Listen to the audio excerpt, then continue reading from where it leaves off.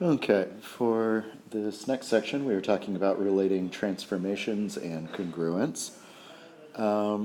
So we're talking mainly here about our transformations right here, our three transformations.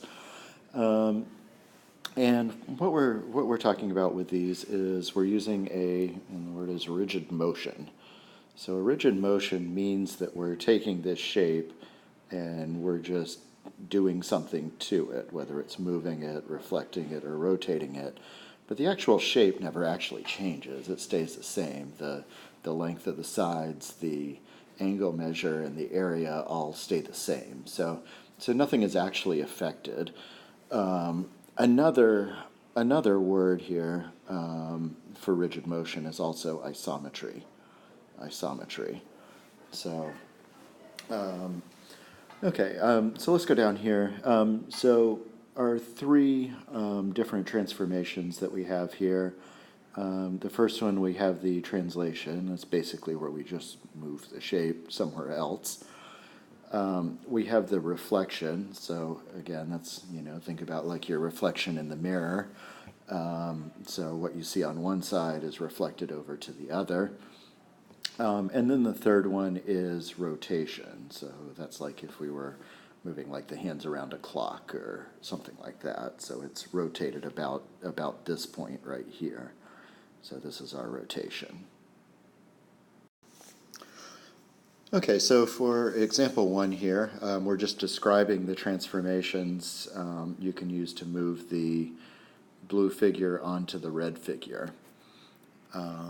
So with the first one here for letter A, we have our blue figure here, and we're moving it onto the red figure.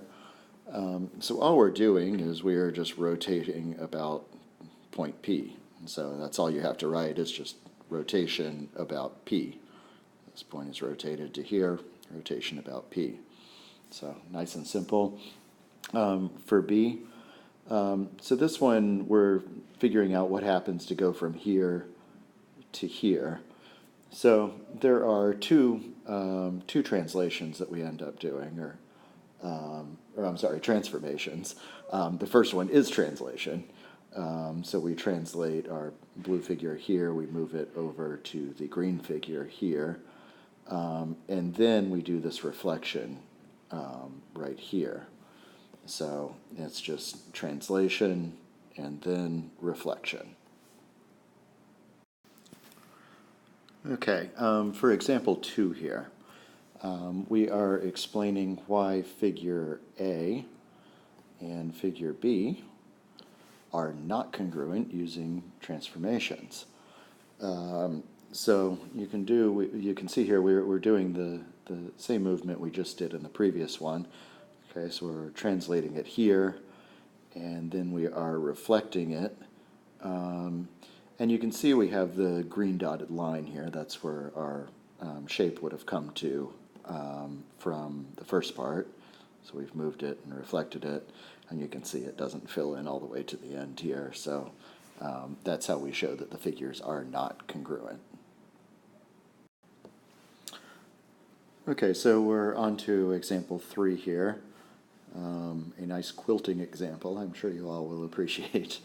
Okay, so the quilt shown is made using a repeating pattern. Okay, so for letter A, it says, let me get my pointer here. So describe a transformation that moves figure A, so this is figure A, onto figure B. So you can see here, the obvious way that we could do this is to do a translation, so just basically move A onto B. We could also do a rotation, which would bring this over onto B. This is another one of those sections that might be more annoying for me to grade because there are sometimes two possible answers on these. So we could do either a translation or a rotation. For letter B, we're going to explain why figures C and D are congruent by using the marked angles and sides. So you can see here we have the two sets of congruent sides here. So those are all congruent to each other. Then we have the two lines here, so that's saying the third side is also congruent. Then we also have our two congruent angles and our right angle. So two congruent angles and our right angle. So we have all of our corresponding sides and all our pairs of corresponding angles are congruent. And this is a very short lesson, which I'm sure you guys do not mind, because that is it.